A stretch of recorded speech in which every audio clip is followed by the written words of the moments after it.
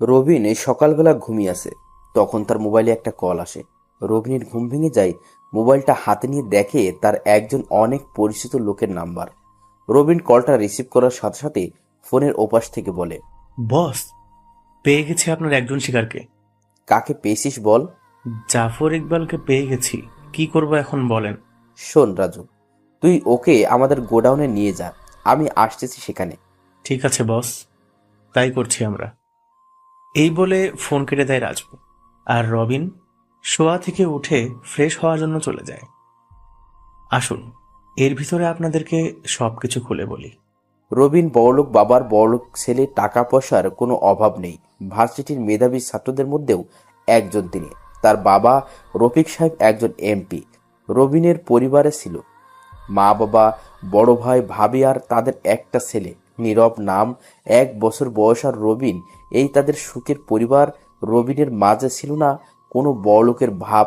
সে সব সময় সাধারণভাবে চলাচল করতে পছন্দ করত।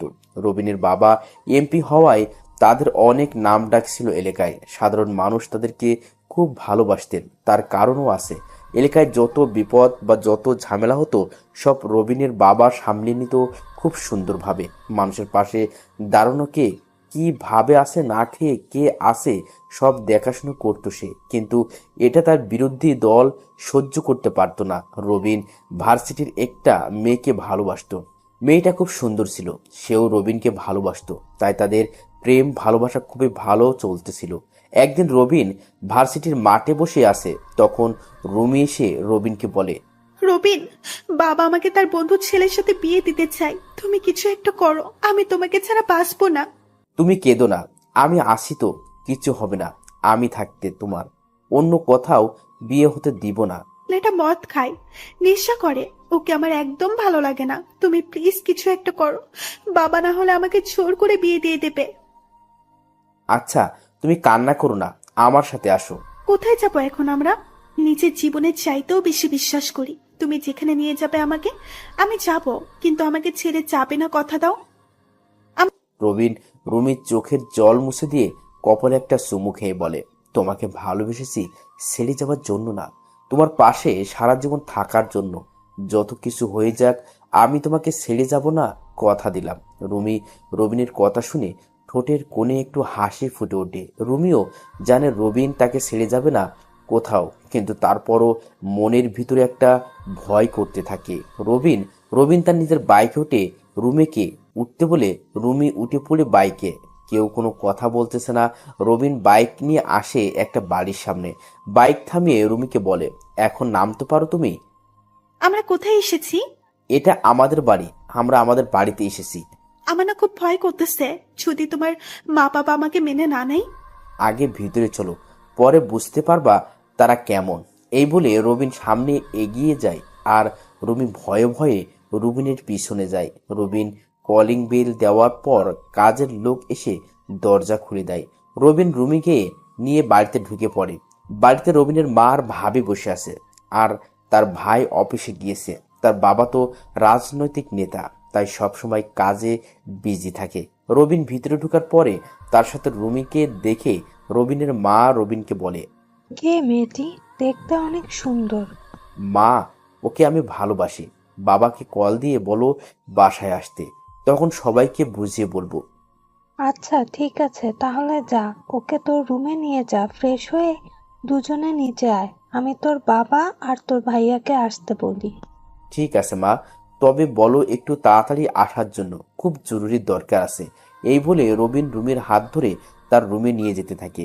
আর রুমি তো এখনো ভয় পেয়ে আছে, সাথে অবাক হচ্ছে। এটা ভেবে রবিন তার মাকে বলে দিল তাকে ভালোবাসে, আর তার মা কিছুই বলল না।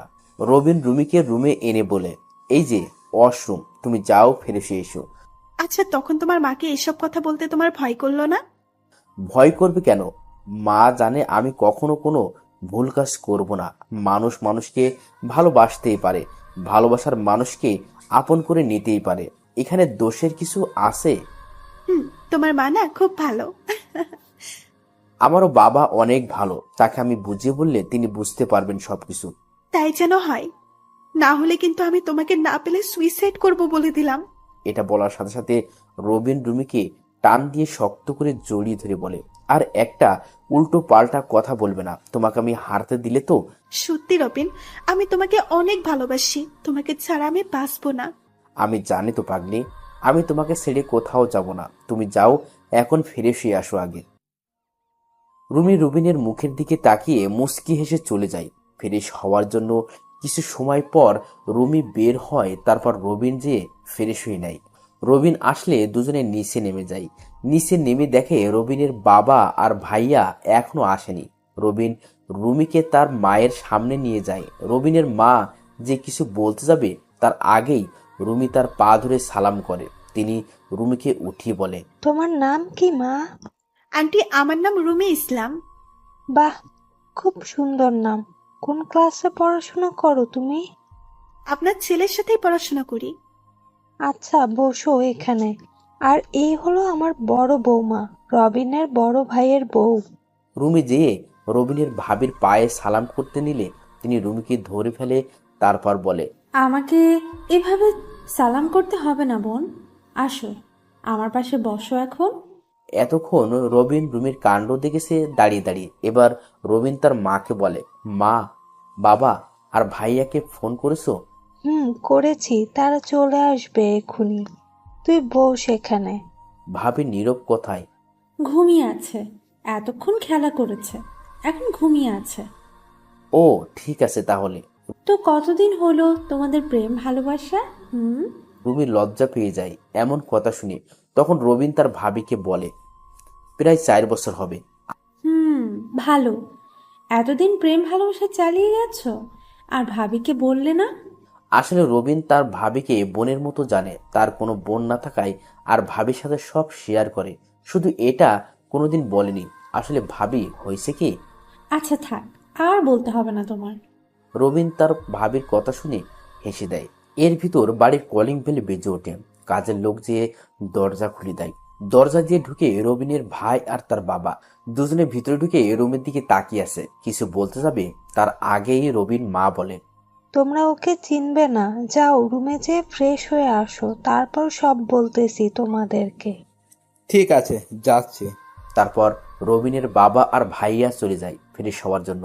কিছু সময় পর রবিনের বাবা নিচে নেমে আসে। তার পিছনে দিয়ে রবিনের ভাইয়াও নীরবকে কোলে করে নিয়ে আসে। রবিন নীরবকে দেখে হাত বাড়িয়ে দেই কোলে নেওয়ার জন্য। নীরব সাথে সাথে রবিনের কোলে ঝাঁপিয়ে পড়ে। তখন রবিনের ভাবি হাসতে হাসতে বলে, আমি বুঝি না নীরব রবিনের জন্য এত পাগল কেন। রবিনকে দেখলেই হলো, তার কোলে যাবেই। এটা হলো আমার জাদু ভাবি।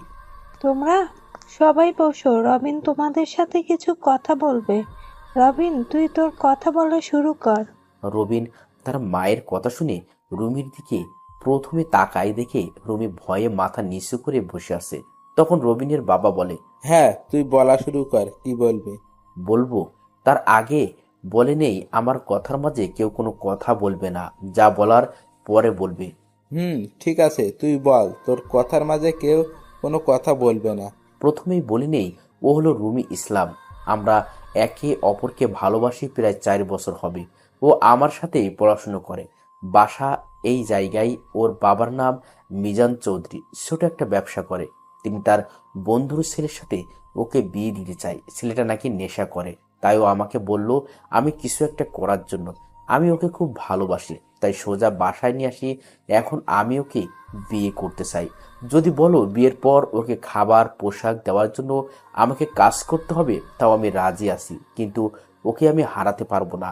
ওর মাঝে কোনো স্বার্থ নেই। ওর চোখে আমি আমার জন্য সত্যিকারের ভালোবাসা দেখেছি, তাই আমি ওকে হারাতে চাই না। এখন তোমরা বলো তোমাদের মতামত কি, আর তোমরা এখন আমাদের জন্য কি করতে পারবে ওটা বলো।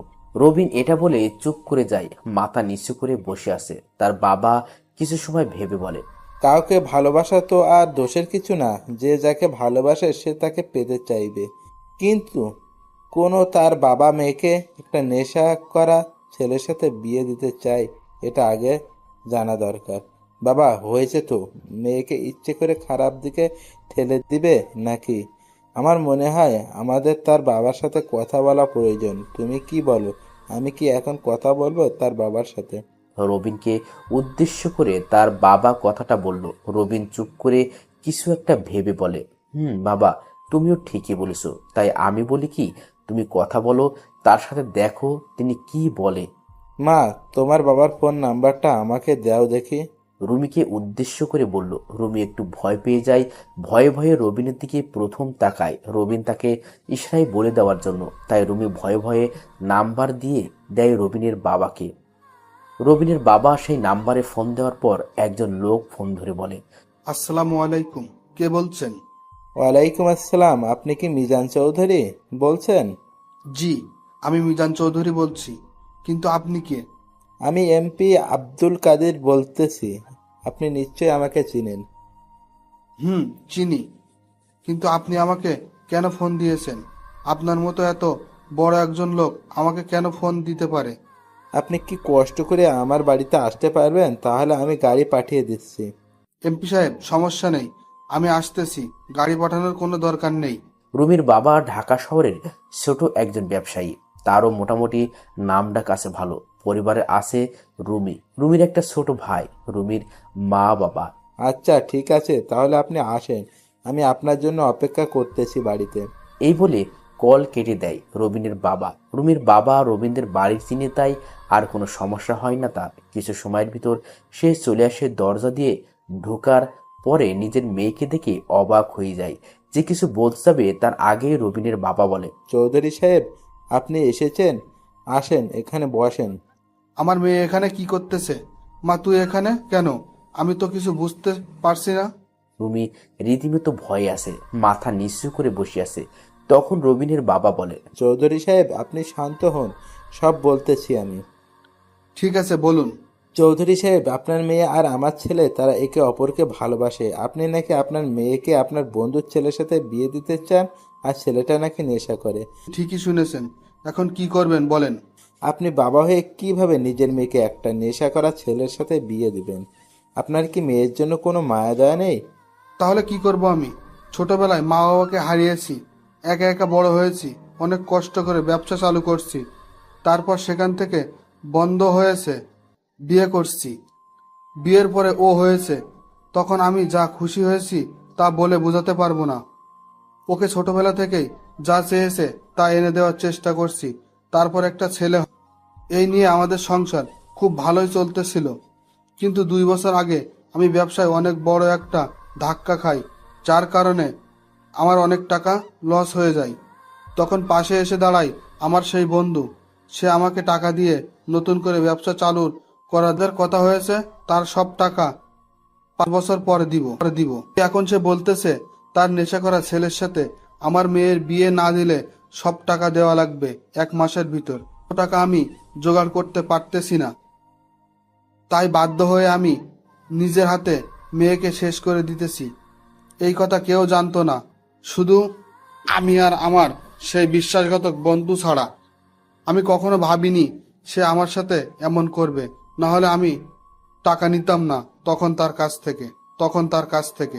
মিজান চৌধুরী এসব বলতে বলতে কেঁদে ফেলে। রুমিও তার বাবার কথা শুনে কেঁদে দেয়। রুমি ভাবে তার বাবা তাদের জন্য এত কষ্ট করতেছে। তাহলে রবিনের বাবা সব শুনে অবাক হয়ে গেল। কত টাকা নিয়েছেন তার কাছ থেকে আপনি? 12 লাখ টাকা নিছি। এখন তার টাকা দিতে হলে আমার ব্যবসা বিক্রি করে দিতে হবে, কিন্তু ব্যবসা বিক্রি করে দিলে আমি পরিবার নিয়ে কিভাবে চলবো বুঝতে পারতেছি না। তাই বাধ্য হয়ে নিজের হাতে মেয়েকে বলে দিতে হচ্ছে। আমাকে মাফ করে দিস মা, আমি তোর জীবনটা নষ্ট করে দিতেছি। বাবা, আমি তোমার বন্ধুর ছেলেকেই বিয়ে করব, তুমি কোনো টেনশন করো না, চলো। আর রবিন, আমার হয়তো তোমার কাছে কোনো ক্ষমা নেই, কিন্তু আমার কিছুই করার নেই। আমি আমার পরিবারের জন্য বিয়েটা করা প্রয়োজন, পারলে আমাকে মাফ করে দিও। আমি তোমাকে কষ্ট দিতে চাইনি, তোমাকে পাওয়ার জন্য ভালোবেসেছি, কিন্তু আমাদের ভালোবাসাটা আমার জন্য পূর্ণতা পেল না। দোয়া করি আমার থেকেও ভালো একজনকে তুমি পাবে, আমাকে তুমি মাফ করে দিও। রুমি এসব বলে কান্না করতে করতে বাড়ি থেকে বের হয়ে যায় দৌড়ে। তার পিছনে পিছনে তার বাবাও বের হয়ে যায়। রবিন পুরো অবাক নির্বাক হয়ে বসে আছে। বাড়ির সবার চোখে পানি টলমল করতেছে। রবিনের কোনো হুঁশ নেই। বাড়ির সবাই রবিনের দিকে তাকিয়ে আছে। রবিনের চোখ পেয়ে পানি গড়িয়ে পড়তেছে। রবিন ভাবতেও পারেনি তার সাথে এমন কিছু ঘটবে। রুমির ও কি দোষ যে পরিবার তাকে ছোট থেকে তিলে তিলে এতটুকু বড় করেছে, আর আজ সেই পরিবার এত বিপদের মুখে যদি তার ভালোবাসার বিনিময়ে সেই বিপদ কেটে যায়, তাহলে তার আর কি করার থাকবে? অবশ্যই পরিবারের পাশে তার থাকা দরকার। 4 বছরের ভালোবাসা শেষ হয়ে যায় একটা বিপদের কারণে। হঠাৎ রবিনের হুঁশ ফিরে আসে তার বড় ভাইয়ের কথায়। তার বড় ভাই রবিনকে বলে, কিরে, এভাবে বসে থেকে কি হবে? পারলে কিছু একটা কর। এভাবে বসে থাকলে তো কিছুই হবে না। তুই কি তোর ভালোবাসাকে অন্য কারো হাতে সহ্য করবি, নাকি এভাবে বসে থাকবি? ভাইয়া, আমি এখন কি করব? আমি তো কিছুই বুঝতে পারছি না। শুধু জানি ওকে না পেলে আমি কিন্তু বাঁচবো না। আমি নিজেকে শেষ করে দিব। ও কিভাবে পারলো আমাকে এভাবে ফেলে যেতে? কান্না করতে করতে কথাগুলো বলল রবিন। তখন রবিনের বড় ভাই আবার বলে, এখানে তো আমি তার কোনো দোষ দেখছি না। তাহলে কেন তুই ওকে দোষ দিচ্ছিস? তুই কি কখনো পারতি আমরা বিপদে পড়লে আমাদেরকে ফেলে যেতে? না ভাইয়া, পারতাম না। কিন্তু আমি এখন কি করব বলো? এক কাজ কর, তুই মিজান চৌধুরীর বন্ধুর সাথে কথা বলে দেখ সে কি বলে। যদি কোনো মতে তাকে হাতে আনতে পারিস তাহলে রুমি তোর হয়ে যাবে ইনশাল্লাহ। কিন্তু তাকে এখন আমি কোথায় পাবো ভাইয়া? বাবা, আমি খোঁজ করে দেখতেছি। এখন তুই রুমে গিয়ে একটু রেস্ট নে, যা। আমি তাকে খোঁজ বের করে তাকে বলবো। ঠিক আছে বাবা, তুমি তাহলে তাকে খুঁজে বের করো, আমি আসি এখানে। রবিন সোফায় বসে আছে। তার বাবা ফোন করে মিজান চৌধুরীর বন্ধুর ব্যাপারে সব খোঁজ লাগিয়ে দিয়েছে। অন্যদিকে রুমি তার বাবার সাথে বাড়িতে যেয়ে দৌড়ে তার রুমে চলে যায়। রুমে যেয়ে দরজা বন্ধ করে দিয়ে অজস্র কান্নায় ভেঙে পড়ে। রুমির মা এসে মিজান চৌধুরীকে জিজ্ঞেস করলে মিজান চৌধুরী আজকে কি কি হয়েছে সব বলে দেয়। মিজান চৌধুরীও চোখের কোণে পানি চলে আসে। রুমির ছোট ভাই এবার ক্লাস 8ম শ্রেণীর ছাত্র। পড়ালেখায় মোটামুটি ভালো, নাম রেহান। সেও তার বোনের বিয়ের কথা শুনে মন খারাপ করে আছে, তাও যদি বিয়েটা হয় একটা নেশাখোরা ছেলের সাথে। রুমির মা রুমির দরজার সামনে যেয়ে দরজায় আওয়াজ করে বলে দরজা খোলার জন্য, কিন্তু রুমির দরজা খোলার কোনো নাম নেই। রুমির মাও কান্না করতেছে মেয়ের ভালোবাসার কথা শুনে।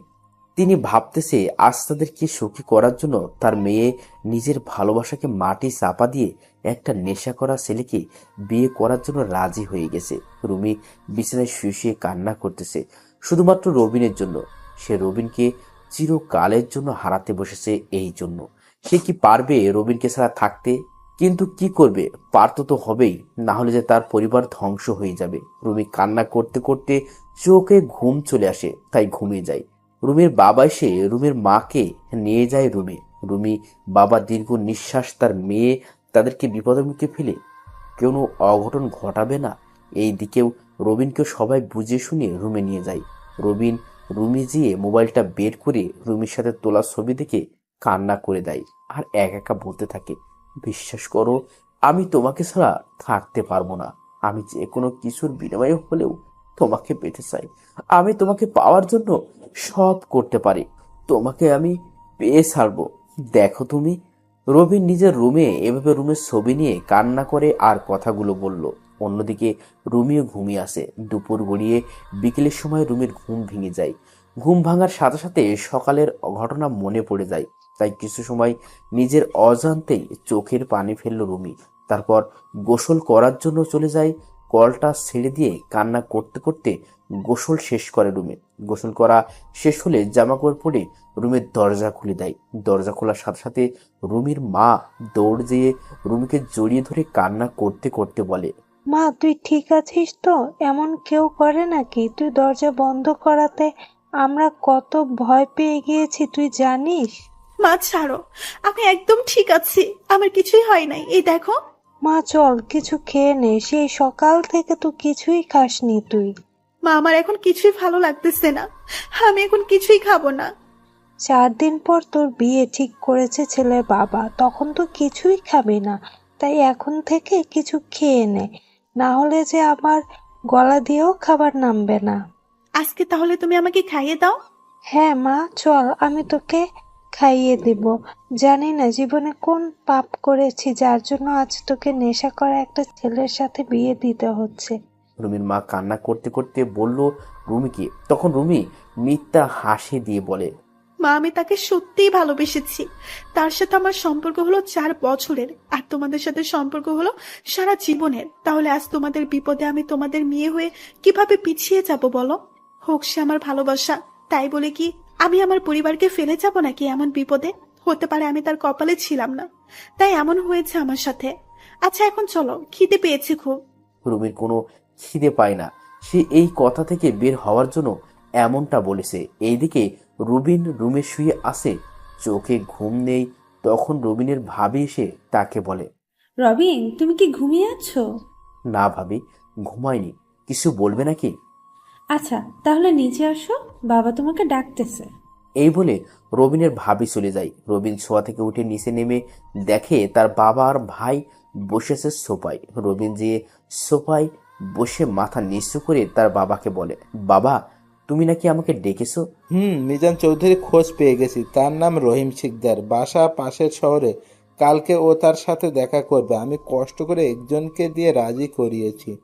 ঠিক আছে বাবা, কিন্তু কোথায় দেখা করবে কিছু বলেছে নাকি? আমাদের এই রেস্টুরেন্টে আসার জন্য বলেছি, সে বলেছে সকাল 10টার মধ্যে আসবে। রবিনের বাবার 2টা রেস্টুরেন্টে আছে ঢাকা শহরে। রবিন মাঝে মাঝে একটার দেখাশোনা করে।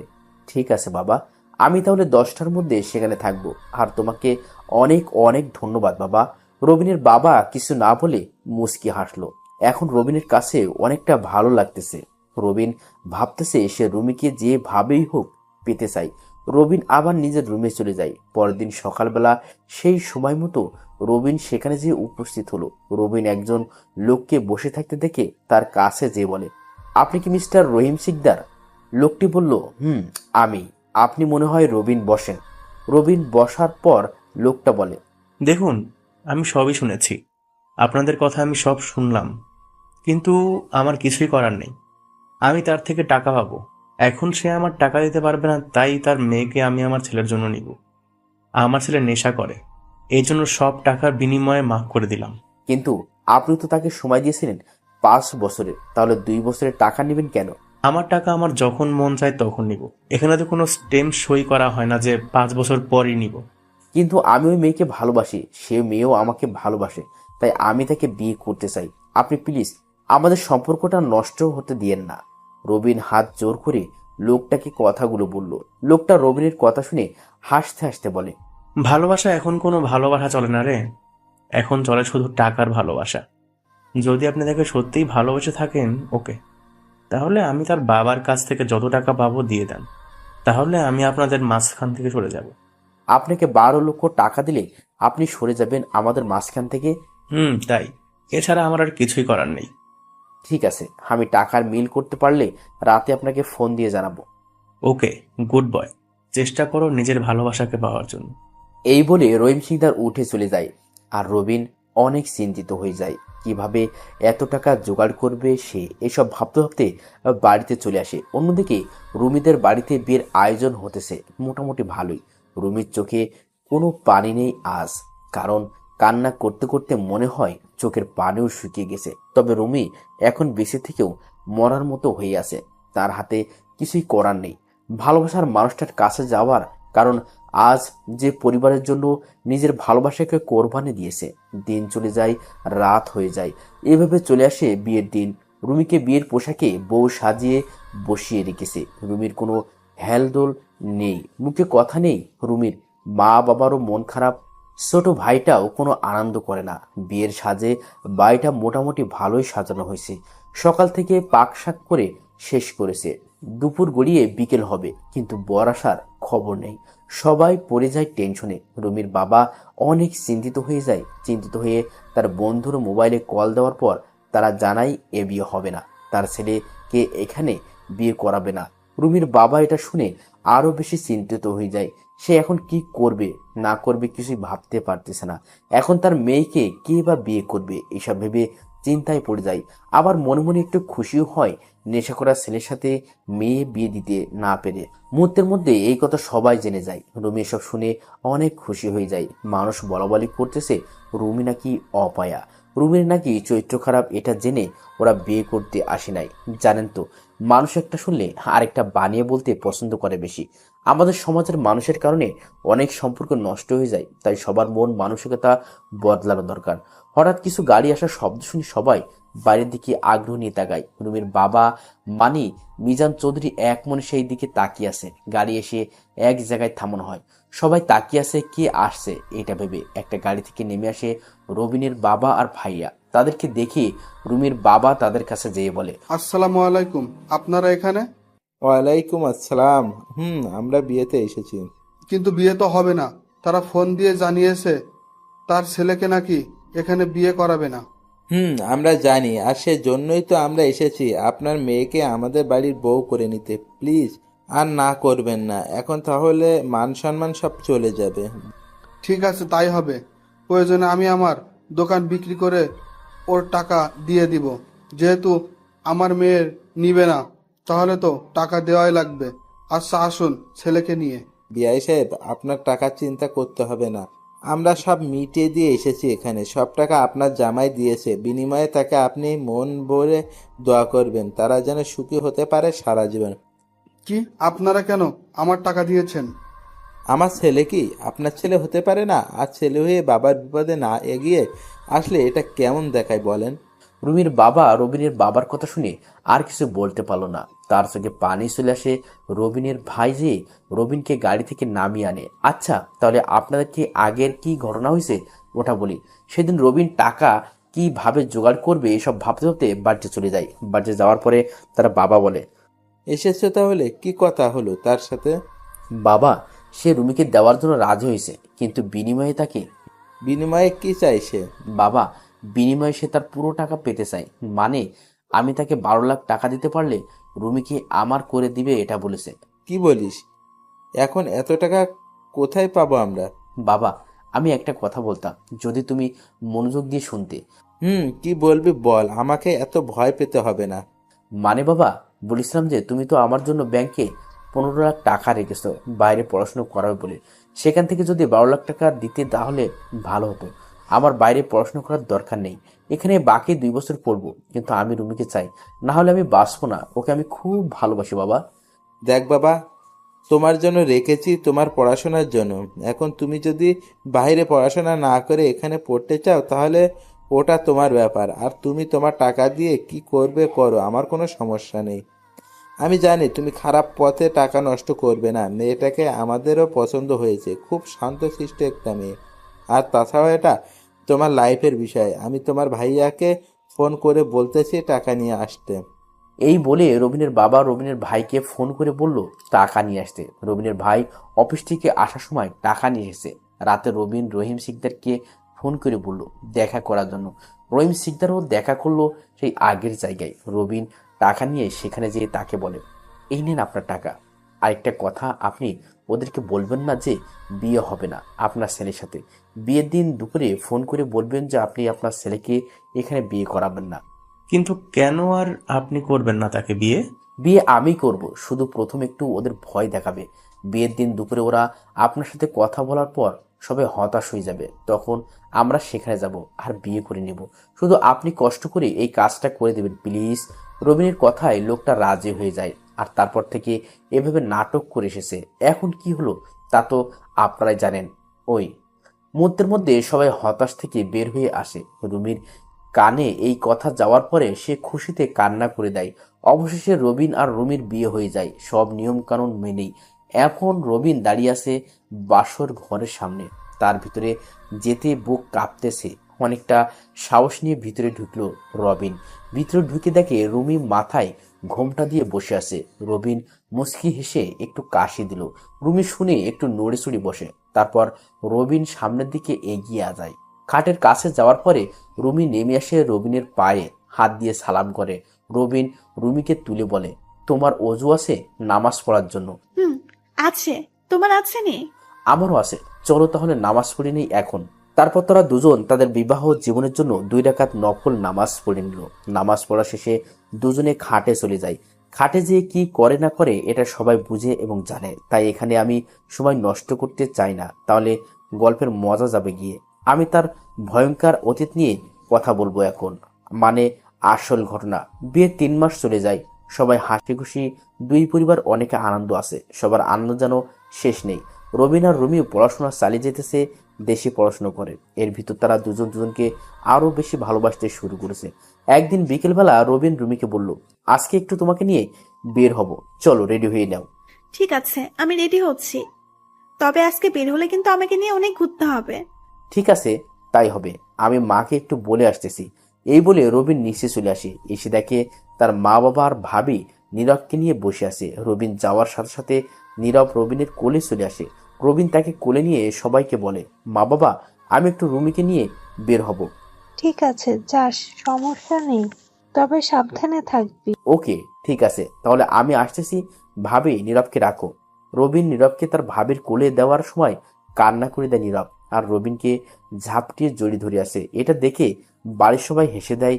রবিনের ভাবি রবিনকে বলে, বুঝতে পারছি, আজকেও ও তোমাকে ছাড়বে না। কি করার, তুমি ওকে সাথে করে নিয়ে যাও।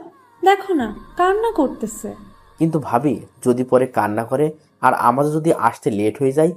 আরে কান্না করবে না, তুমি তো ওকে আরো নিয়েছো অনেক জায়গায়, আর ও তোমার কাছে থাকলে কোনো কান্না করবে না, আমি জানি। তবে একটু চেষ্টা করো যেন তাড়াতাড়ি বাড়িতে আসতে পারো। রবি নীরবকে আরো ছোট থেকেই জায়গায় জায়গায় নিয়ে যেত, এমনকি ভার্সিটিতেও নিয়ে গেছে কয়েকবার। রবিনের ভাবির কথা শুনে রবিনের বাবা বলে, তুমি ওকে নিয়ে যাও, ও একটু তোমাকে বেশি ভালোবাসে মনে হয়। তোমাকে দেখলে তো কারো কাছে থাকেই না, তোমার কাছে চলে যায়। আচ্ছা, তাহলে তোমরা রেডি হও, আমরা নীরবকে তোমার রুমে নিয়ে রেডি করিয়ে বের হয়ে পড়ো। রবিন তার বাবার কথা শুনে তার ভাবিকে বলে, ভাবি, তুমি নীরবের জামা কাপড় নিয়ে আসো, আমি ওকে রুমে নিয়ে যেতেছি তাহলে। এই বলে রবিন নীরবকে তার রুমে নিয়ে যায়। রুমে যে দেখে রুমের রেডি হওয়া প্রায় শেষ। রবিন তখন রুমিকে বলে, এই দেখো কাকে নিয়ে এসেছি, আজকে ওকে নিয়ে যাব আমাদের সাথে করে। নীরব যে, ও আমাদের সাথে যাবে সত্যি? সত্যি, ওকে আমাদের সাথে করে নিয়ে যাব আজকে। তাহলে তো ওকে রেডি করাতে হবে, আর সবাইকে বলবো এটা আমার ছেলে, আমার বাবাটা। নীরবকে চুমু খেয়ে হাসি মুখে বলল রুমি। রবিন তার কথায় হেসে দেয়। তখন রবিনের ভাবি এসে বলে, ছেলে আমার, আর তুমি বলো তোমার। ছেলেটাও রবিনের পাগল, কেউ বলবেই না যে এটা আমার সন্তান। রবিনের ভাবির কথায় রবিন মুচকি হাসে, আর রুমি একটু ভয় পেয়ে যায়। সে ভাবছে রবিনের ভাবি রাগ করে কথাটা বলেছে, তাই সে বলে, ভাবি, তুমি রাগ করো না, আমি মজা করে বলেছি। বোন, তুমি ভয় পেও না, আমিও মজা করছি। আর আমার ছেলে মানে তোমারও ছেলে, কোনো সমস্যা নেই। আসলে নীরব রবিনকে ছাড়া কিচ্ছু বোঝে না, তাই বলছি। আর তুমি সবাইকে বলো ও তোমার ছেলে, কোনো সমস্যা নেই। রবিনের ভাবি হাসতে হাসতে কথাগুলো বলল। রুমিও তার কথায় খুশি হয়ে যায়। তারপর নীরবকে রেডি করিয়ে রবিন রেডি হয়ে নেয়। বের হয়ে যায় তাদের একটা গাড়ি নিয়ে। রবিন গাড়ি চালাইতেছে আর রুমি তার পাশে বসে আছে। নীরব রুমির কোলে বসে আছে। তবে প্রথমে রুমির কোলে যেতে চাই না, অনেক কষ্ট করে দিয়েছে তার কোলে। অনেকক্ষণ পরে রবিন একটা পার্কের সামনে গাড়ি থামায়। সেখানে নেমে রবিন নীরবকে কোলে নেয়। তারপর তারা পার্কের ভিতরে একটা সুন্দর জায়গায় যেয়ে বসে। নীরবকে চকলেট কিনে দিয়ে রুমি আর রবিন কথা বলতেছে বসে বসে, আর নীরব রবিনের কোলেই। অনেকক্ষণ সেখানে থাকার পরে রবিন রুমিকে বলে, অনেক তো বসেছিলাম, চলো ফুচকা খেয়ে এসে এখন। এটা তো আমার প্রিয় খাবার, তুমি না বললেও আমি তোমাকে জোর করে নিয়ে যাব। আচ্ছা চলো তাহলে। আমি জানি তো এটা তোমার প্রিয়, তাই তো বললাম। রুমি রবিনের কথা শুনে মুচকি হাসলো। তারপর তারা চলে যায় একটা ফুচকার দোকানে। সেখানে যেয়ে রবিন 2 প্লেট ফুচকা অর্ডার করে। কিছু সময়ের মধ্যে চলে আসে। রবিন আর রুমি ফুচকা খেতেছে। নীরব রবিনের পাশে বসে আছে। সে চকলেট খেতেছে আর রবিনের মুখের দিকে তাকিয়ে আছে। রবিনের 1 প্লেটের সাথে রুমি 3 প্লেট খেয়ে ফেলছে। অবশেষে রবিন সব বিল মিটিয়ে রুমিকে বলে, একটু পরে সন্ধ্যা হয়ে যাবে, তো তাই চলো এখন একটু তোমাদের বাড়ি থেকে ঘুরে আসি, তারপর বাড়িতে চলে যাব, কি বলো? এই বলে তারা গাড়িতে যেয়ে বসে। সেই আগের মতো করে গাড়ি চলতেছে। গাড়ি চলতে চলতে রুমিদের বাড়ির সামনে চলে আসে তারা। তারপর গাড়ি থেকে নেমে দরজার সামনে যেয়ে কলিং বেল চাপ দেয় রুমি। কলিং বেল দেওয়ার কিছু সময় পর দরজা খুলে দেয় রুমির ভাই। রুমির ভাই রুমিকে দেখে অবাক হয়ে বলে, আপু তুমি এই সময়? তাও আবার না বলে চলে এসেছো। কেমন আছো তোমরা? ভালো আছি, তুই কেমন আছোস? আমিও ভালো আছি ভাইয়া। আসেন, ভিতর আসেন আপনারা। তারপর রবিন আর রুমির ভিতরে ঢোকার পরে রুমির ভাই যেয়ে তার মা বাবাকে ডেকে নিয়ে আসে রুম থেকে। তারা নিচে নামার পরে রুমি ও রবিন তাদেরকে সালাম করে। তারা সালাম নিয়ে অবাক হয়ে বলে, রে মা, তোরা এসেছিস এই সময়? কোনো সমস্যা নাকি? না বাবা, কোনো সমস্যা না। আসলে একটু ঘুরতে বের হয়েছিলাম, তাই একটু তোমাদের সাথে দেখা করে যাব ভাবছি, এই জন্যই চলে আসলাম। ভালো করছিস মা। তা ওকে সাথে করে নিয়ে এসেছো? ও কান্না করবে না মাকে না ফেলে? না, ও কান্না করবে না। আসলে ও তোমাদের জামাইকে ফেলে চলে, আর কিছু লাগে না। তাহলে ভালো। আচ্ছা বাবা, এসেছো যখন, তাহলে কিন্তু রাতের খাবার আমাদের এখান থেকে খেয়ে যেতে হবে। কিন্তু বাবা, তাহলে তো অনেক রাত হয়ে যাবে। আমরা অন্য এক সময় এসে থেকে যাব কিছুদিন, কিন্তু আজকে পারবো না বাবা। তা ঠিক। আচ্ছা তাহলে বসো, তোমাদের জন্য নাস্তার ব্যবস্থা করতেছি, অন্তত এটা খেয়ে যাও। আচ্ছা ঠিক আছে বাবা। রবিনের কথা শুনে মিজান চৌধুরী খুশি হয়ে রুমির মাকে বলে নাস্তা রেডি করার জন্য। রুমির মা ওদের জন্য নাস্তা রেডি করলো।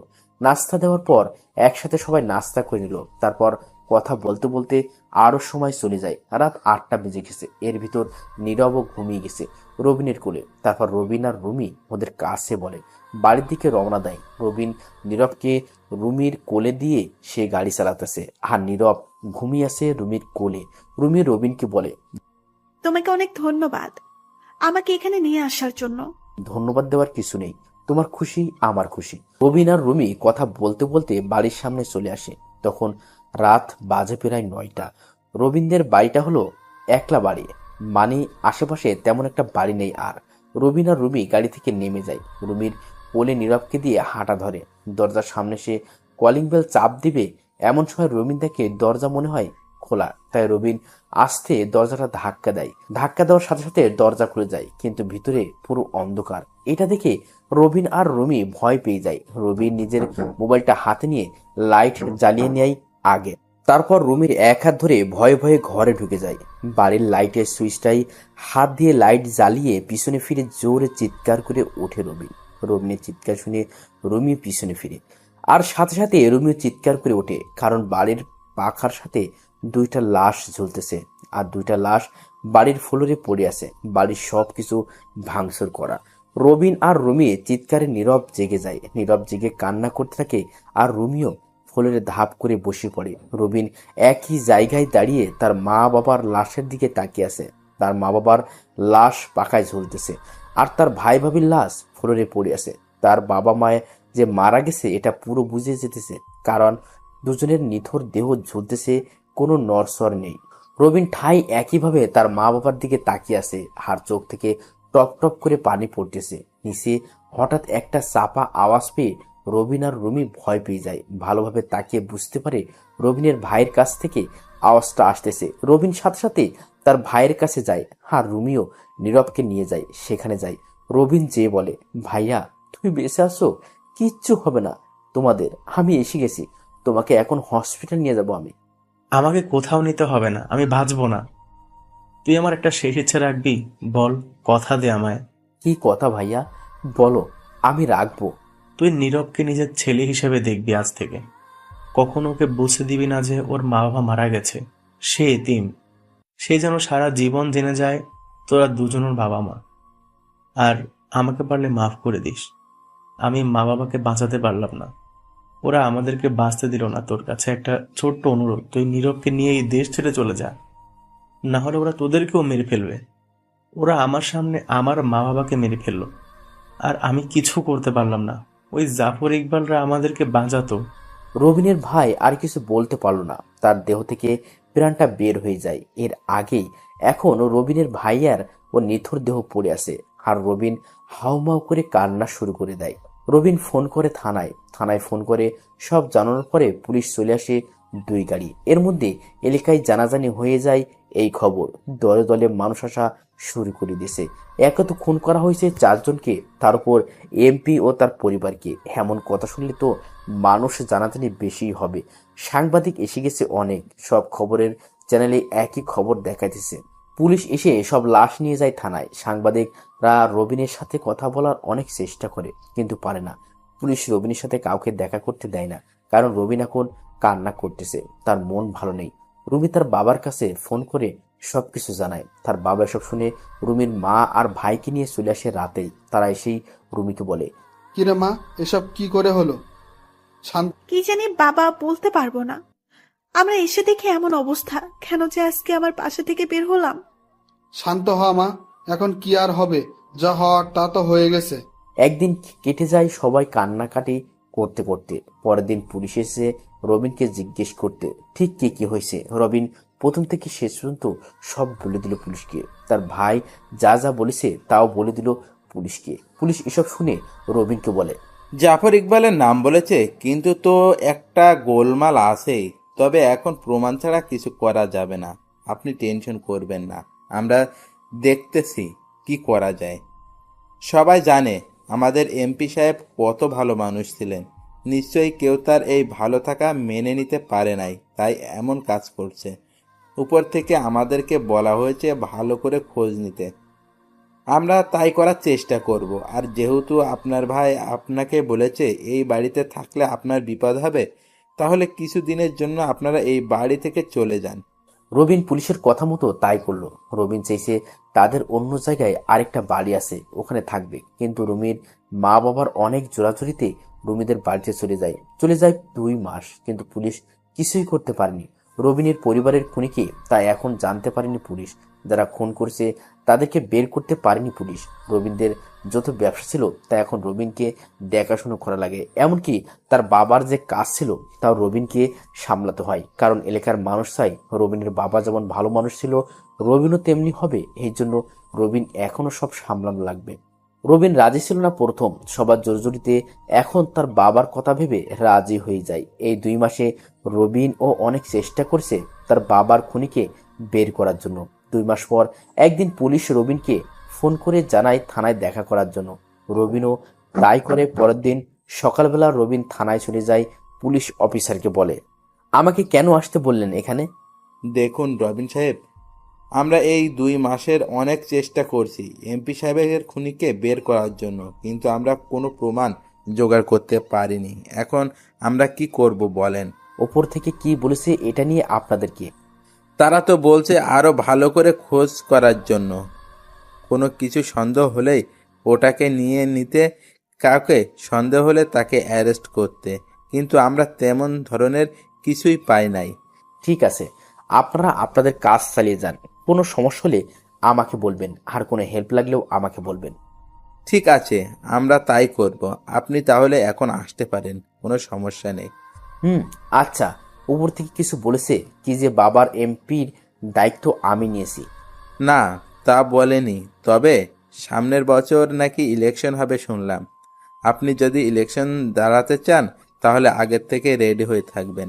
দেখি কি হয়, তবে আমার দাঁড়াতে ইচ্ছে করছে না, এইসব আমার ভালো লাগে না। এই বলে রবিন থানা থেকে বের হয়ে যায়। রবিন তার গাড়ি থেকে উঠবে, তখন দেখে জাফর ইকবাল থানায় ঢুকতেছে। এটা দেখে রবিন অবাক হয়ে যায়। তাই রবিন আবার থানার দিকে পা বাড়ায়।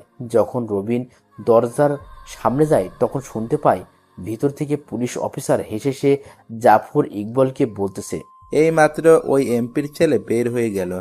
তাকে 6-9 বলে বুঝিয়ে দিয়েছি আমরা যে এটার ভিতর জড়িত আছি, সে বুঝতে পারবে না। আপনি কোনো টেনশন করবেন না। যদি ওই এমপির ছেলে বেশি বাড়াবাড়ি করে তাহলে তাকেও দুনিয়া থেকে উপরে পাঠিয়ে দিব, কি বলেন? না, তা করা যাবে না, না হলে আমরা বিপদে পড়ে যাব। উপর থেকে এমনিতেই আমাদের অনেক চাপ দিতেছে। শুধুমাত্র আমাদের গোড়ার মানুষ আছে বলে কিছু হচ্ছে না, না আমাদের হলে অনেক সমস্যায় পড়ে যেতাম। ঠিক আছে, ওকে, এখন কিছু করবো না তাহলে। আর আপনি টেনশন করবেন না, উপর থেকে আমাদেরকে কিছুই করতে পারবে না। শুধু 1 বছর অপেক্ষা করতে হবে, তাহলে আমরা আমাদের রাজত্ব দেখাবো সবাইকে। ভাই, তখন খেয়াল হবে। আর ওই এমপির ছেলে মনে হয় ইলেকশন দাঁড়াবে না, সে বলল। এমনভাবে তারা আরো কিছু সময় কথা বলে।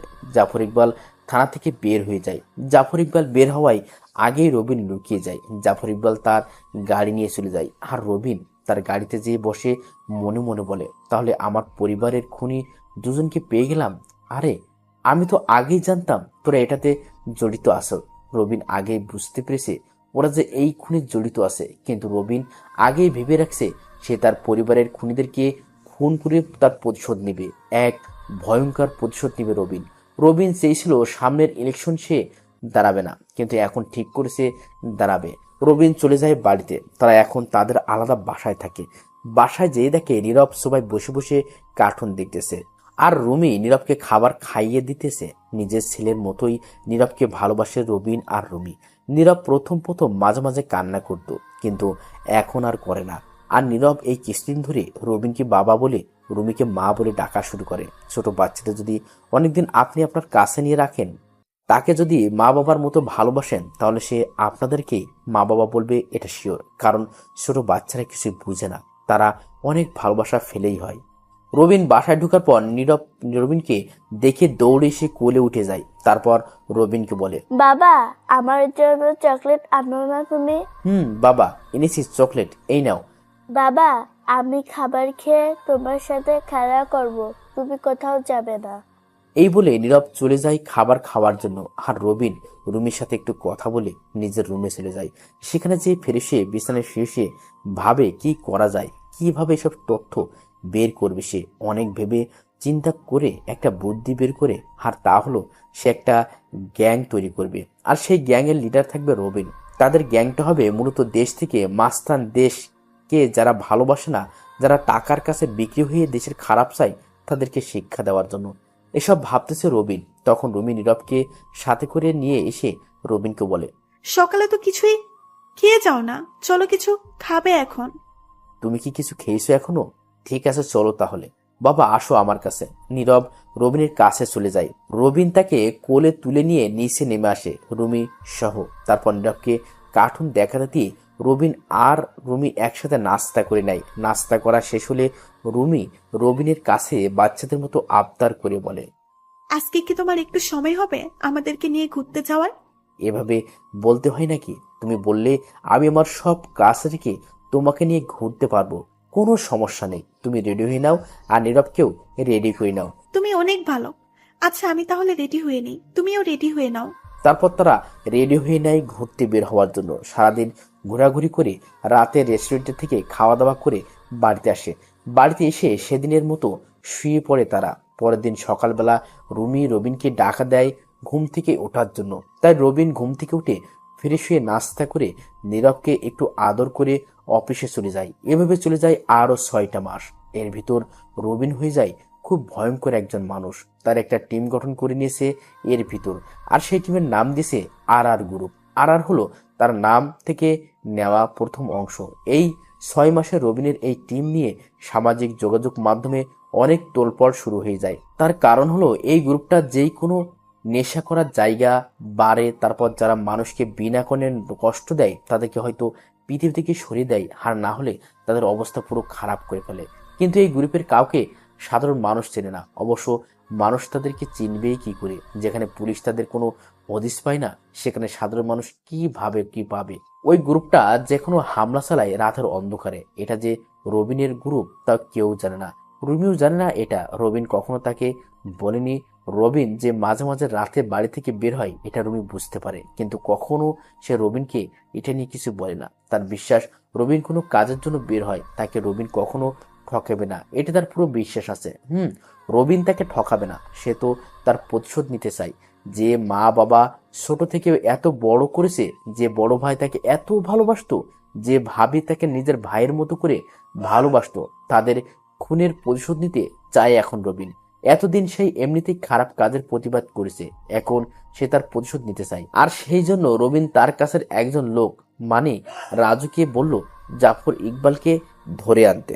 আর রাজুও তাই করলো, জাফর ইকবালকে ধরে নিয়ে আসছে তাদের আস্তানায়। আজকে রবিন খুব খুশি, তার কারণ আজকে তার প্রথম টার্গেট সফল হতে চলেছে।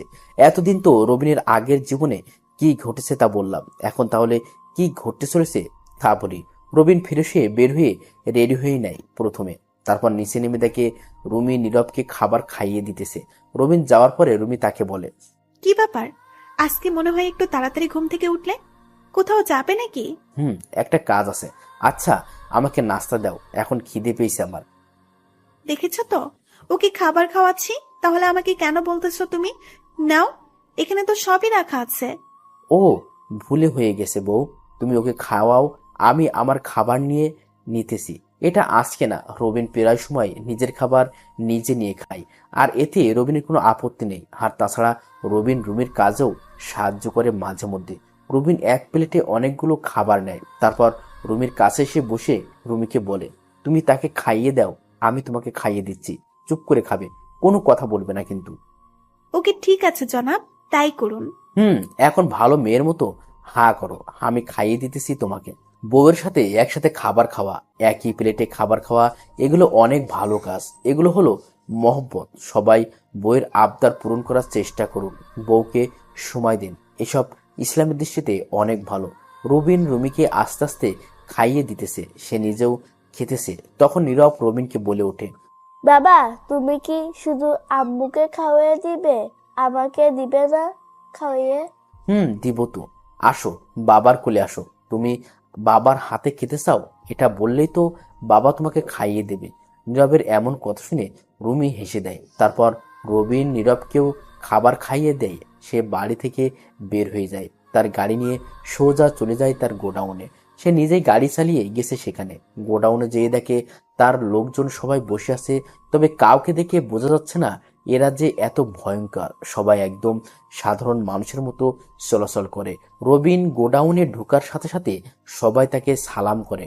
রাজু এগিয়ে এসে রবিনকে বলে, বস, ওকে চেয়ারের সাথে বেঁধে রেখেছে, চলেন দেখবেন তাকে আপনি। দেখবো তো অবশ্যই। তার আগে সবাই নিজের মুখ ঢেকে নাও, কাউকে যেন সে চিনতে না পারে। বস, তাই হবে। আর আপনি আসার আগেও আমরা তার কাছে গিয়েছি মুখ ঢেকে। তারপর এক একে সবাই নিজে নিজের মুখ ঢেকে নেয়। তারপর একসাথে সবাই জাফর ইকবালের সামনে যেয়ে দাঁড়ায়। জাফর ইকবাল তো এভাবে সবাইকে দেখে ভয় প্যান্ট নষ্ট করার মতো হয়ে গেছে। সে যে কিছু বলবে তার উপায় নেই, কারণ তার মুখে কাপড় দিয়ে বেঁধে রেখেছে। রবিন জাফর ইকবালের সামনে একটা চেয়ারে নিয়ে বসে পড়ে। তারপর জাফর ইকবালের মুখ থেকে কাপড় সরানোর জন্য বলে। একজন যে কাপড় সরিয়ে দেয়। কাপড় সরানোর সাথে সাথে জাফর ইকবাল ভয়ে ভয়ে বলে, তোমরা কারা? কেন আমাকে ভাবে ধরে এনেছো? এখানে কি চাও তোমরা? আস্তে আস্তে তোর সব কথার উত্তর দিতেছি, শান্ত হ তুই। আমরা কারা জানতে চাস? তাহলে শোন, আমরা হলাম আর গুরু। তোদের মতো জানোয়ারদের প্রাণ নেওয়া আমাদের কাজ। কি কি বলছেন? আমি তো কিছু করিনি, প্লিজ আমাকে মাফ করে দিন, আমাকে ছেড়ে দিন, দরকার হলে আমার সব সম্পত্তি নিয়ে নিন আপনি, তারপর আমাকে কিছু করবেন না। চুপ কর জানোয়ার, তুই কি আমাকে লোভী ভাবতেছিস নাকি? আমার যা আছে তা নিয়েই আমি অনেক সুখী আছি। মাফ করবেন ভাই, আমি কি করেছি যার জন্য আমাকে এভাবে ধরে এনেছেন? আমি কি বড় কোনো ভুল করেছি নাকি ভাই? তা তো করছোস। এমপি আব্দুল কাদের সাহেবকে খুন করে এখন সাধু সাজার দরকার নেই তোর। ভাই সেটা আমি করি না, প্লিজ বিশ্বাস করুন আমার কথা। রবিন জাফর ইকবালের কথাই হু করে হেসে ওঠে। তারপর জাফর ইকবালকে ঠাস করে একটা থাপ্পড় মেরে বলে, তুই করছিস না তাই না? তুই এটাতে জড়িত আসোস, পুলিশ অফিসার এটাতে জড়িত আছে, আর কে কাছে ওটা বল, নাহলে এখনই তোকে মেরে ফেলবো। বলছি ভাই, এটার মেইনকে তা আমি জানি না, তবে যদি এমপি আব্দুল কাদের সাহেবের বিরোধী দলের এমপি যে ধরিয়েছে তাকে ধরতে পারেন, তাহলে মনে হয় কিছু জানতে পারবেন। তুই শিওর তো তাকে ধরলে কিছু জানতে পারবো? আমি শিওর, কারণ আমি তারই একজন লোক। তাহলে তো পরের টার্গেট পেয়ে গেলাম। এখন তোর বেঁচে থাকার কোনো অধিকার নেই। ভাই আমাকে মারবেন না, আমি তো আপনাকে সব বলেই দিয়েছি। সব বলছিস ঠিক, কিন্তু তুই কি এখন আর আমার পরিবারকে ফিরিয়ে দিতে পারবি? না, পারবি না। তাহলে তোর বেঁচে থাকার কোনো মানে হয় না। আপনার পরিবার মানে আপনি কে ভাই? আমার পরিবার, আমি রবিন রাব্বি, এমপি আব্দুল কাদেরের ছেলে। তোরা আমার পরিবারকে বাঁচতে দিলি না। রাজু, নিয়ে আয় আমার জিনিসগুলো। রাজু রবিনের কথা মতো রবিনের কাছে একটা বক্স এনে দেয়। রবিন বক্সটা খোলার সাথে সাথে জাফর ইকবাল ভয়ে চিৎকার করে বলে ওঠে। জাফর ইকবাল ভয় পেয়ে এই কথা বলল, তার কারণ হলো রবিন যেই বক্সটা খুলেছে ওই বক্সে ছিল ব্লেড আর মরিচের গুঁড়ো। জাফর ইকবাল ভালো করে বুঝতে পারছে তার জন্য এসব আনা হয়েছে। সে বুঝে গেছে তার আজকে মরতেই হবে, তাই সে এত কষ্ট পেতে চায় না। সে চায় মরলে এভাবেই মরে যেতে, এত কষ্ট পাওয়ার থেকে। কিন্তু রবিন তো আর তার কথা শুনবে না। তার কারণ রবিন এখন তার প্রতিশোধের নেশায় আছে। তার কাছে এখন এসব বলে কিছুই লাভ হবে না। রবিন জাফর ইকবালের কথায় কোনো কান না দিয়ে একটা ব্লেড হাতে নিয়ে নেয় প্রথমে, তারপর মরিচের গুঁড়াগুলো এক পাশে রাখে। জাফর ইকবালের শরীর থেকে সব কাপড় খুলে ফেলে, শুধুমাত্র শার্ট প্যান্ট বাদে। তারপর রবিন এলোমেলোভাবে জাফর ইকবালের রানে পোস্ট দিতে থাকে। রবিনের যত লোক আছে তারা ভয় পেয়ে গেছে রবিনের এই রকম আচরণ দেখে। কেউ কিছু বলার সাহস পেতেছে না। জাফর ইকবাল ব্যথায় চিৎকার করতেছে বারবার, কিন্তু তার চিৎকার শোনার মতো লোক এখানে নেই। এখন রবিন রানে অনেকগুলো পোস্ট দিয়ে সেখানে মরিচের গুঁড়ো দিয়ে দেয়। জাফর ইকবাল তো গলা কাটা মুরগির মতো ছটফট করতেছে আর বলতেছে, ভাই আপনার দুটি পায়ে ধরি, আপনি আমাকে গুলি করে মেরে ফেলুন, তারপর আমাকে এভাবে কষ্ট দিয়েন না আর। কান্না করতে করতে কথাগুলো বলল জাফর ইকবাল। তারপর রবিন তার লোকদেরকে বলল, ওই আমি বাইরে আছি, তোরা সবাইকে একটু আদর যত্ন করে শেষ করে দে। এই বলে রবিন বের হয়ে যায় গোডাউন থেকে। আর রাজু যে একটা লাঠি এনে কয়েকটা বাড়ি মারে জাফর ইকবালের পায়ে। জাফর ইকবাল আরো কান্না করে দেয়। রাজু সবাইকে তখন বলে, এটা বলার সাথে সাথে সব লোক জাফর ইকবালের চারপাশে ঘিরে ফেলে। সবাই সবার মেশিন গান হাতে নিয়ে জাফর ইকবালের দিকে তাক করে রেখেছে। তখন রাজু আবার বলে ওঠে, আর গ্রুপ স্টার্ট ফায়ার। রাজুর কথা শুনে সবাই জাফর ইকবালকে কোনো কিছু বলতে না দিয়েই গুলি করতে থাকে জাফর ইকবালের উপর। সেখানে লোকজন ছিল 30 জন। সবাই একটা করে গুলি চালিয়েছে জাফর ইকবালের শরীরে। সবগুলো গুলি বুকে আর হাতে লেগেছে, মাথায় বা মুখে একটাও গুলি লাগে নাই। এখন জাফর ইকবালের মরাদেহ পড়ে আছে। গুলি করার কারণে সে চেয়ার নিয়ে মাটিতে পড়ে যায়। রাজু লোকজনকে বলে, ভাই বলছে এই লাশটা সুন্দর করে এক জায়গায় রেখে দেওয়ার জন্য, যেখানে মানুষের আসা যাওয়া বেশি হয়। রাজুর কথায় তার লোকজন মাথা নাড়িয়ে হ্যাঁ বলে। তারপর রাজু গোডাউন থেকে বের হয়ে রবিনকে বলে, ভাই কাজ হয়ে গেছে, আপনি এখন যেতে পারেন। আর কালকে নিউজ এটা দেখানো হবে, সেই ব্যবস্থা করছি। ঠিক আছে তাই কর, আমি তাহলে গেলাম। আর ওর লাশটা জায়গা মতো রাখা হলে কালকে পুলিশ অফিসারকে তুলে নিয়ে আসবি। তারপর সেই লোক যার এমপি হওয়ার শখ অনেক, তার ব্যবস্থা করব। ভাই শুনেছি সেই লোকেরও নাকি অনেক দাপট আছে এলাকায়, তবে এটাকে আমরা ভয় পাই না, আমাদের কাজ আমরা করবই। সে যতই শক্তিশালী হোক, ওকে তো আমরা চাই, সে যেভাবেই হোক। আর আমার দলও কিন্তু অনেক শক্তিশালী, এটাও সবাইকে মানতে হবে। এভাবে আরো কিছু সময় কথা বলে রবিন চলে আসে বাসায়। রবিনকে বাসায় এসে দেখে রুমি অবাক হয়ে বলে, কি ব্যাপার, তুমি এই সময় বাড়িতে? কখনো এই সময় বাড়িতে আসো না তো, শরীর খারাপ নাকি? না শরীর খারাপ না, এমনি চলে এসেছি। আমার বাপটা কোথায়? এতক্ষণ দুষ্টুমি করছে, এখন রুমে যেয়ে খেলা করতেছে। ও আচ্ছা, তাহলে এখন তুমি কি করো? কি আর করব, মহারাজের জন্য খাবার তৈরি করতেছিলাম। আচ্ছা, তোমার কি কষ্ট হয় না? কেন কষ্ট হবে শুনি?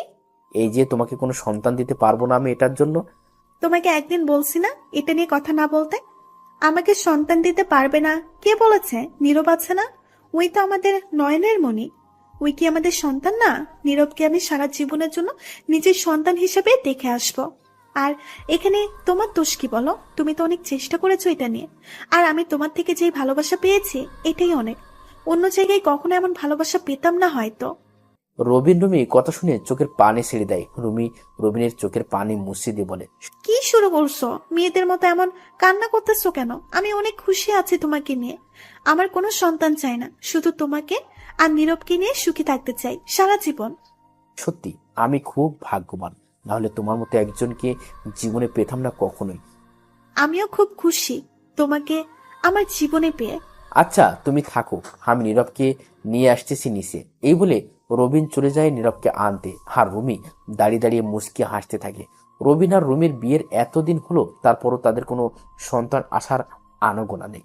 তার কারণ হলো রবিন কখনো বাবা হতে পারবে না, ডাক্তার বলেছে। তবে এটাতে রবিন কোনো কষ্ট নেই। তার কারণ হলো রবিন তাকে অনেক ভালোবাসে, সেও রবিনকে অনেক ভালোবাসে। আর নীরবকে তার ছেলে ভেবে থাকে রুমি। এই জন্য রুমি কিছুই বলে না। রবিনও অনেক চেষ্টা করেছে সন্তান হওয়ার জন্য, কিন্তু কিছুই লাভ হয়নি। রবিন রুমির কাছ থেকে চলে যায় তাদের রুমে, যে দেখে নীরব সব জামা কাপড় সরিয়ে ছিটিয়ে খেলা করতেছে। রুমের সব কিছু ফ্লোরে পড়ে আছে। এইসব দেখে রবিন হেসে বলল, ছেলের কাছ দেখে বাবা রবিন হেসে দেয়।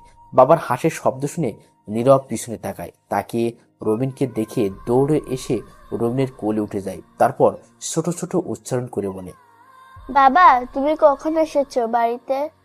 আমাকে কেন ডাক দাও না? তুমি বাড়িতে এসে। এখনই এসেছি বাবা, আর এই তো তোমার কাছে এসেছি তোমাকে নেওয়ার জন্য, কিন্তু তুমি পুরো ঘরে এরকম করে রেখেছো কেন? আমি তো খেলা করছিলাম শুধু বাবা। তাহলে কি আমি খেলা করব না আর? খেলা করো, কোনো সমস্যা নেই, কিন্তু ঘরে যে এরকম করে রেখেছো, আম্মু যদি এসে তোমাকে বকা দেয়। রবিন এটা বলার সাথে সাথে নীরব কান্না করে দেয়। তারপর রবিনকে বলে, আবু কি আমাকে সত্যি বকা দিবে বাবা? নীরবের কান্না করা দেখে রবিন অবাক হয়ে যায়। তখন রুমি পিছন থেকে বলে ওঠে, না বাবা, আম্মু বকা দিব না, তুমি যেভাবে মন চাই সেভাবে খেলা করো। রুমির কথায় রবিন আরো নীরব রুমির দিকে তাকায়। রবিন তাকে মুচকি সে দেয় আর নীরব বলে ওঠে, সত্যি আম্মু তুমি আমাকে বকবে না? আম্মু তাহলে আমি আর একটু খেলা করি এখন। না বাবা, এখন আর খেলা করতে হবে না, আবার পরে খেলা করবে। এখন চলো, আমরা নিচে যেয়ে বসে গল্প করব সবাই। ঠিক আছে আম্মু, তুমি যা বলবে তাই করব। তারপর রবিন নীরবকে আর রুমিকে নিয়ে নিচে চলে আসে। সেখানে তারা অনেকক্ষণ সময় নিয়ে কথা বলল। নীরবকে নিয়ে তারা খেলা করলো। খেলা করতে করতে দুপুর হয়ে যায়, তাই সবাই গোসল করে নেয়। নীরবকে রুমি সবসময় গোসল করিয়ে দেয়। সবাই দুপুরে খাবার খেয়ে রবিন একটু রেস্ট নিয়ে রুমিকে বলে চলে যায় তার অফিসে। নিজের অফিস তো, তাই যখন মন চায় তখন যাওয়া যায়। অফিসে যেয়ে কিছু একটা কাজ করে রাতের বেলা চলে আসে রবিন। তারপর টুকটাক কথা বলে দুষ্টুমি করে নীরবের সাথে। পরে সবার খাওয়া দাওয়া করে ঘুমিয়ে যায়। অন্যদিকে রাজুরা সবাই রেডি হয়ে আসে কখন সুযোগ পাবে এটার আশায়, যে জাফর ইকবালের লাশটা সুন্দরভাবে এক জায়গায় রাখতে পারে। ঢাকা শহরের যেখানে বেশি মানুষের আনাগোনা, সেখানে লাশটা রাখার কথা হয়েছে। অবশেষে সেই সুযোগ পেয়ে গেল রাত 3:30। তারা লাশটা খুব সুন্দর করে রাস্তার মাঝখানে দড়ি দিয়ে বেঁধে ঝুলিয়ে রেখেছে। গায়ে কিছুই ছিল না, শুধু শর্ট প্যান্ট ছিল একটা। তারপর রাজুরা সবাই চলে যায়। তবে লাশের গায়ে একটা কাগজে লেখা আছে আর, যাতে মানুষ বুঝতে পারে এটা আর গ্রুপের কাজ। রাজুরা সবাই চলে যায় সেখান থেকে। তাদেরকে কেউ দেখে না। সিসি ক্যামেরা লাগানো ছিল, কিন্তু তাদেরকে চেনার কোনো উপায় নেই। সবার গায়ে কালো প্যান্ট, শার্ট, জুতা ছিল, মুখ কালো কাপড় দিয়ে ঢাকা ছিল। পরদিন সকালবেলা রবিনের ফোনে কল আসার কারণে তার ঘুম ভেঙে যায়। মোবাইলটা হাতে নিয়ে দেখে রাজুর কল, তাই কলটার সাথে সাথে রিসিভ করলো রবিন। কল রিসিভ করার পরে রাজুকে রবিন বলল, কি রে, কি জন্য এই সকাল সকাল কল দিছিস? ভাই কষ্ট করে একটু টিভিতে খবরটা দেখেন, তাহলে বুঝতে পারবেন সবকিছু। ওকে, আমি দেখতেছি তাহলে। তারপর শোয়া থেকে উঠে ফ্রেশ হয়ে নিচে বসার রুমে চলে আসে রবিন। রবিনকে এই সময়ে রুমি দেখে বলে, কি ব্যাপার, তুমি এই সময়ে কেন উঠলে? তোমার তো এই সময় ওঠার কথা না। কিছু লাগবে নাকি তোমার? না, কিছু লাগবে না, আমি এসেছি একটা খবর দেখতে, খুব জরুরি একটা খবর দেখা লাগবে। ও ঠিক আছে, তাহলে দেখো। আর নীরব কি করতেছে? ঘুমিয়ে আছে নাকি? দেখলাম তো ঘুমিয়ে আসো, তাই আর জাগিয়ে তুলি না। এখন তো মাত্র 7:15 বাজে, বাচ্চা মানুষ, আরো পরে উঠলে কোনো সমস্যা নেই। হুম, তা ঠিক বলেছ। আচ্ছা, তোমাকে কি চা দেবো এখন? দিলে তো খুব ভালো হয়। এই বলে রুমে চলে যায় চা আনার জন্য। আর রবিন টিভিটা অন করে সোফায় বসে পড়ে। তারপরে একটা খবর চ্যানেলে যায় রবিন। সেখানে দেখতে পায় জাফর ইকবালের মরদেহ দেখাইতেছে। লাশটা দড়ি দিয়ে বেঁধে রেখেছে এবং ঝুলে আছে এখনো। পুলিশ অফিসার আরো অনেক পুলিশ এসেছে। হাজার হাজার মানুষ ভিড় করে আছে লাশ দেখার জন্য। সাংবাদিক পুলিশকে অনেক কিছু জিজ্ঞেস করতেছে, কিন্তু পুলিশের কাছে কোনো উত্তর নেই। অনেকক্ষণ পর লাশটা নামানো হয়। তারপর লাশটা পুলিশ হাতে করে নিয়ে যায় থানায়। কেউ কিছুই বলতে পারতেছে না কে বা কারা এই কাজ করেছে। রবিন এসব দেখে একটা মুচকি হাসি দেয়। রুমি চা নিয়ে আসে, এসে দেখে রবিন মুচকি মুচকি হাসতেছে। তখন রুমি রবিনকে বলে, কি হয়েছে, এভাবে মুসকি মুসকি হাসতেছো কেন? আজকে নিউজ দেখিস, জাফর ইকবালের খুন হয়েছে। কিভাবে খুন হয়েছে, কে করেছে কিছুই বলতে পারে না। পুলিশ আর জাফর ইকবাল হলো রাজ্জাক সাহেবের লোক। আমার জানা মতে ওরা খুব খারাপ লোক ছিল, আর সেই কারণে মনে হয় কেউ এভাবে ওকে মেরে ফেলেছে। বুঝলাম, কিন্তু তুমিও একটু সাবধানে চলাচল করবে এখন থেকে। বলা তো যায় না কখন কি হয়ে যায়। আর এই নাও তোমার চা। রুমি রুবিনকে একটা চা দিয়ে রবিনের পাশে বসে পড়ে। রবিন চা খেতে খেতে রুমিকে বলে, ভাবছিলাম বাবার এই এমপির ক্ষমতা আমার হাত থেকে চলে যাওয়ার পরে সামনে তো রাজনৈতিক ভিতরে যাব না, এমপি হওয়ার জন্য দাঁড়াবো না, কিন্তু এখন মনে হচ্ছে দাঁড়াতে হবে। তা না হলে কিছু মানুষরূপী জানোয়ারদের দেশটাতে শেষ করে দিবে। মানুষ তাদের জন্য শান্তিমতো এলাকায় থাকতে পারবে না। আমারও মনে হয় রাজনৈতিক করা ঠিক না, কিন্তু মানুষের মুখের দিকে তাকিয়ে তোমার দাঁড়ানো উচিত। হয়তো তোমার অনেক কষ্ট হয়ে যাবে, কিন্তু অনেক মানুষ তোমার কষ্টের উছিলায় সুখী থাকতে পারবে। সেই কারণেই তো মনে হয় ভাইয়ার কথাটা রাখতে পারবো না আমি। তা ঠিক বলেছ। আচ্ছা, দরকার হলে আমরা আর ওই বাসায় যাব না, মাঝে মাঝে যে বাড়িটা পরিষ্কার করে আসবো। বাবার নিজের তৈরি করা বাড়ি যদি এভাবে ফেলে রাখি তাহলে তো হয় না। ঠিক আছে, তাই হবে। আচ্ছা, অনেক কথা হয়েছে, এখন তুমি নাস্তা রেডি করো, আমি নীরবকে নিয়ে আসতেছি। রুমি ঠিক আছে বলে চলে যায় নাস্তা রেডি করার জন্য, আর রবিন চলে যায় তাদের রুমে, যেয়ে দেখে নীরব ঘুমিয়ে আছে। তাই রবিন খুব যত্ন সহকারে নীরবকে ঘুম থেকে জাগিয়ে নেয়। তারপর রবিন তার নিজের হাতে নীরবকে মুখ ধুয়ে দেয়। নীরবকে কোলে তুলে নেয় রবিন। চলে আসে নিচে, এসে দেখে রুমি সবকিছু রেডি করে চেয়ারে বসে আছে। রবিন যাওয়ার পরে রুমি রবিনকে বলে, এসেছ? আচ্ছা বসো, তোমার আবার লেট হয়ে যাবে অফিসে যেতে। এখন অফিসে যাব না, একটু থানা থেকে ঘুরে আসবো, তারপর অফিসে যাব। এভাবে আরো কিছু কথা বলে খাওয়া দাওয়া শেষ করে নেয় সবাই। তারপর রবিন রেডি হয়ে চলে যায় থানায়। সেখানে যাওয়ার পরে পুলিশ অফিসার রবিনকে দেখে বলে, আরে আপনি আসেন, বসেন। কোনো দরকার নাকি এই সময়ে আসলেন? কোনো দরকার না, এমনি জানতে আসলাম জাফর ইকবাল যে মারা গেছে ওটার কোনো কিছু জানতে পারছেন কিনা। না, কিছু জানতে পারিনি, তবে আমাদের ধারণা এটার ভিতর মনে হয় কোনো বড় রহস্য আছে, না হলে কেউ কি কাউকে এভাবে মারে নাকি? আপনারা কিছু জানতে পারবেন না? আপনারা করেনটা কি আমি বুঝি না। সরকার আপনাদেরকে কেন টাকা দেয়? এভাবে বলবেন না। আমি জানি আপনি কেন এই কথাটা বলছেন, কারণ আপনার পরিবারের খুনিকে এখনো আমরা খুঁজে বের করতে পারিনি, তবে আমরা চেষ্টা করে যেতেছি তাদেরকে খুঁজে বের করার জন্য। পুলিশের এই কথা শুনে রবিন কিছু সময় হাসলো হু হু করে। তারপর রবিন চোখ মুখ গরম করে চিৎকার করে বলে ওঠে, আপনাদের আর কিছু করতে হবে না, যা করার আমি করে নিব। এই কথা বলে রবিন পুলিশকে আর কোনো কিছু না বলতে দিয়ে বের হয়ে যায় থানা থেকে। তারপর চলে যায় তার অফিসে, সেখানে যেয়ে কাজ করতে থাকে। কাজ করতে করতে দুপুর হয়ে যায়, তাই রবিন বাসায় চলে আসে। বাসায় আসার পরে সবার সাথে খাওয়া দাওয়া করে নেয়। তারপর আবার রুমির কাছে বলে চলে যায় অফিসে। যাওয়ার সময় গাড়িতে বসে রাজুর কাছে কল দেয় রবিন। রাজু কল ধরার পরে রবিনকে বলে, বলেন ভাই, কোনো দরকার নাকি? আজকে পুলিশ অফিসারকে তুলে নিয়ে যা তোরা, তবে খুব সাবধানে কাজ করবি। তারপর তাকে কিছু জিজ্ঞেস করে মেরে দিস। আজ রাতের মধ্যে কাজ হয়ে যাবে, আপনি কোনো চিন্তা করবেন না। রাজুর সাথে আরো কিছু কথা বলে চলে যায় রবিন তার অফিসে।